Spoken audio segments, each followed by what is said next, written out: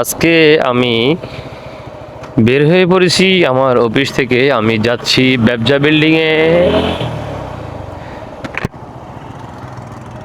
এর কারণ হচ্ছে আমাদের ইপিজেড মানে ইপিজেড এলাকায় ঢোকার জন্য সকালবেলা এবং বিকেলবেলা মানে ইপিজেডে প্রবেশ করার জন্য ব্যবসার বৈধতা এবং ব্যবসার একটা পারমিশনের বিষয় চালু হয়েছে।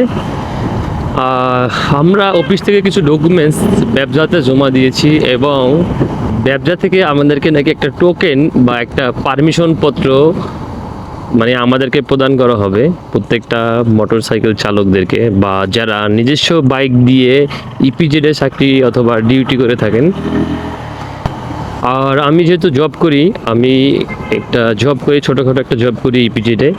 এর পাশাপাশি যতটুকু সময় পাই বা যতটুকু আমি ঘোরাফেরা করি এই সময়টুকুর ভিতরে হয়তো বা ছোটোখাটো একটা ভিডিও আপনাদেরকে দেওয়ার চেষ্টা করি বা দিয়ে থাকি।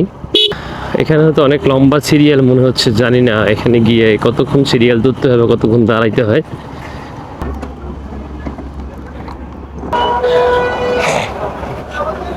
গাড়ি বের করে না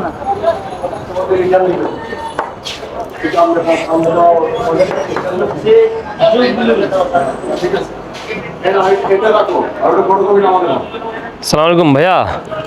এটা কি ড্রাইভিং লাইসেন্স না?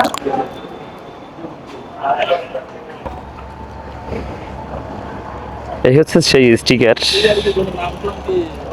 নাম্বারও দিয়ে দিয়েছে। এ টু জেড সবকিছু আছে স্টিকারে, কিন্তু এই স্টিকার 1872 এটা কি কোন নাম্বার নাকি? গাড়ির নাম্বার। ওই গাড়ির নাম্বার থাকবে, নাম ফ্যাক্টরি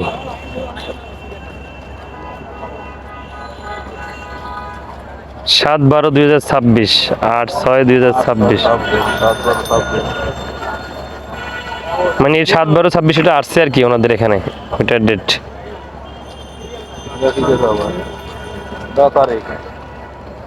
এই স্টিকারটা থাকলে আর ধরবেন এখান দিয়ে না টিভি দেখ না চট্টগ্রাম।